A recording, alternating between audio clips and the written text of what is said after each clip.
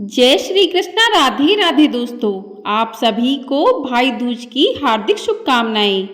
आज की वीडियो में हम जानेंगे कि साल 2024 में भाई दूज का पर्व कब मनाया जाएगा, भाई को तिलक करने का शुभ मुहूर्त क्या रहेगा और भाई दूज की पूजा का शुभ मुहूर्त क्या रहेगा। तो आप सभी लोग मेरे साथ जुड़े रहिएगा और वीडियो को पूरा ज़रूर देखिएगा। भाई दूज का त्यौहार हर साल कार्तिक महीने के शुक्ल पक्ष की द्वितीया तिथि को मनाया जाता है।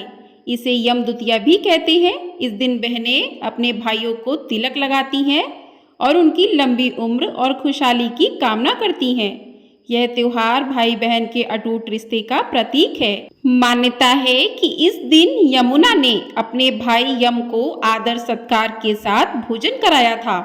यमराज के वरदान अनुसार जो व्यक्ति इस दिन यमुना में स्नान करके यम का पूजन करेगा, मृत्यु के पश्चात उसे यमलोक में नहीं जाना पड़ेगा।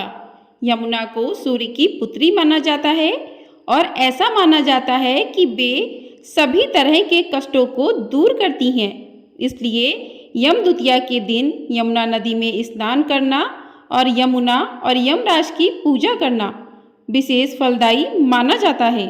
तो इस दिन अगर हो सके तो भाई और बहनों को यमुना जी में स्नान करना चाहिए। यदि ऐसा संभव नहीं हो पाता है तो घर पर ही यदि यमुना का जल रखा है तो उसे जल में डालकर उससे स्नान करना चाहिए। आइए अब जानते हैं कि द्वितीया तिथि कब से प्रारंभ हो रही है और कब समाप्त हो रही है।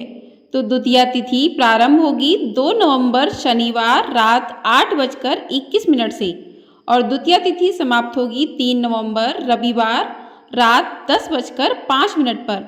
यानी कि 2 नवंबर शनिवार को द्वितीया तिथि 8:21 से प्रारंभ होकर 3 नवंबर की रात 10:05 तक रहेगी। तो ऐसे में उदया तिथि के अनुसार साल 2024 में भाई दूज का पर्व 3 नवंबर दिन रविवार को मनाया जाएगा। इसी दिन बहनें अपने भाई को तिलक करेंगी और भाई दूज का पूजन करेंगी और उनकी लंबी आयु की कामना करेंगी।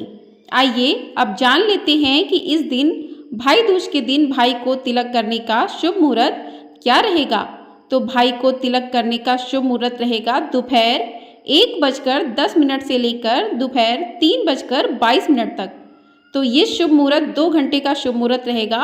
इसी शुभ मुहूर्त में भाई बहन को भाई के तिलक लगाना चाहिए और भाई की आरती करनी चाहिए। और इस दिन भाई दूज की पूजा का शुभ मुहूर्त क्या रहेगा। तो 3 नवंबर रविवार सुबह 11:45 से लेकर दोपहर 1:30 तक ये पूजा का शुभ मुहूर्त रहेगा। तो इसी मुहूर्त में पूजा की जाती है। तो आइए जान लेते हैं अब कि भाई दूज के दिन पूजा किस प्रकार से करनी चाहिए। तो इस दिन सुबह जल्दी उठकर स्नान आदि कर लें, स्वच्छ वस्त्र धारण करें। उसके बाद घर के मंदिर में दीप प्रज्वलित कर भगवान का ध्यान करें। भगवान विष्णु और भगवान गणेश जी का पूजन करें।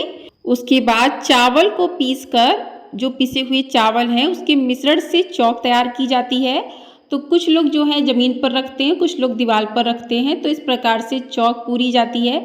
सबके यहाँ अलग अलग तरीके से चौक पूरी जाती है। किसी के यहाँ सूरज, चांद, भाई बहन, चौक वगैरह सब कुछ बनाया जाता है। किसी के यहाँ सिर्फ चौक बनाई जाती है। तो आपके यहाँ जैसा होता है आप वैसा कर लें। तो चौक बनाने के बाद आपको पहले उस चौक की पूजा करनी है। जहाँ पर आपने चौक डाली है वहाँ पर थोड़े अक्षत वगैरह रख दें। उसके बाद वहाँ पर आपको धूप दीप नैवेद्य अर्पित करना है। तो पूरी विधि विधान से आपको पूजन करना है। पूजन करने के बाद भाई अगर आपके घर पे आया है या आप भाई के पास जा रही हैं तो उसके बाद भाई का तिलक करें। तो इस दिन हो सके तो भाई दूज पर भाई को अपने घर बुलाना चाहिए। कहते हैं कि इस दिन भाई को बहन के घर आकर तिलक कराना चाहिए और भोजन करना चाहिए। इससे भाई की कभी भी अकाल मृत्यु नहीं होती है। तो अगर भाई आते हैं तो वहीं चौक पर भाई को बिठाकर तिलक करना चाहिए। तो तिलक करने की विधि रहेगी, सबसे पहले भाई का सर ढक लें। सर ढकने के बाद जो है भाई को तिलक करें। तो सबसे पहले भाई के हाथ में जो है नारियल और थोड़े से चावल दे दें। उसके बाद भाई का तिलक करें। तिलक करने के बाद हाथ में भाई के कलावा बांधें।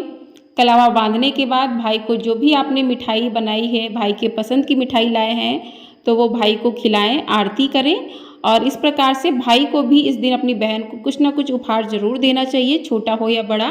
बहन को खुशी से उस उपहार को स्वीकार करना चाहिए और इस प्रकार से जो है भाई का तिलक करना चाहिए। और इस दिन जो है भाई बहन को भाई की पसंद का भोजन बनाना चाहिए। जो भी भाई को पसंद हो वो बड़े ही प्यार से भाई को खिलाना चाहिए। ऐसी मान्यता है कि भाई अगर भाई दूज के दिन अपनी बहन के घर भोजन करता है तो उसकी कभी अकाल मृत्यु नहीं होती, उस पर कभी कोई संकट नहीं आता है, क्योंकि भाई बहन का अटूट रिश्ता होता है और इस पर भगवान भी अपनी कृपा हमेशा बनाए रखते हैं। और बहुत ही पौराणिक कथा जो है प्रसिद्ध है भाई दूज को लेकर कि यमुना ने इसी दिन अपने भाई यमराज की लंबी आयु के लिए व्रत किया था और उन्हें अन्नकूट का भोजन खिलाया था। कथा के अनुसार यम देवता ने अपनी बहन को इसी दिन दर्शन दिए थे। यम की बहन यमुना अपने भाई से मिलने के लिए अत्यधिक व्याकुल थी। अपने भाई के दर्शन कर यमुना बेहद प्रसन्न हुई और यमुना ने प्रसन्न होकर अपने भाई की बहुत आवाभगत की।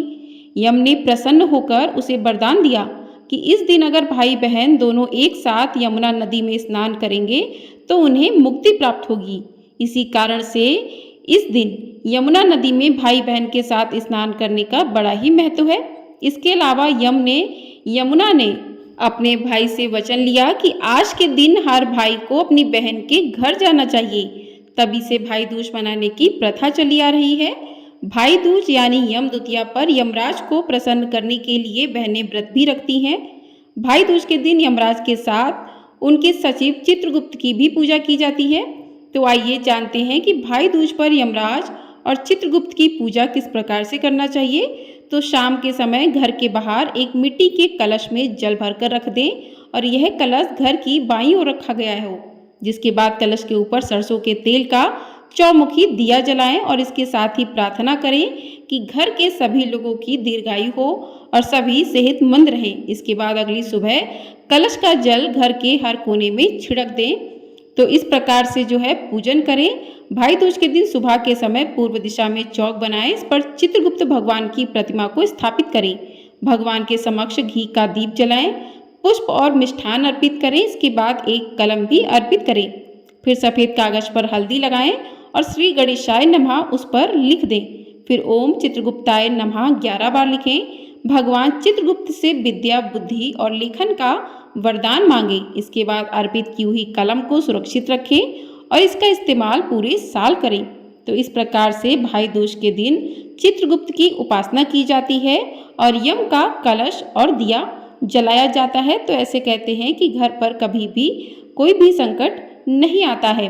तो इस प्रकार से भाई दूज के दिन पूजा करना चाहिए और भाइयों का तिलक करना चाहिए, उनकी लंबी आयु के लिए कामना करना चाहिए। इसी के साथ आज की वीडियो को समाप्त करते हैं। मिलते हैं अगली वीडियो में। आपको वीडियो पसंद आई हो, वीडियो को लाइक शेयर, चैनल को सब्सक्राइब जरूर कर दीजिएगा। आपको हमारे चैनल पर कार्तिक मास महात्म्य के अध्याय भी सुनाए जा रहे हैं।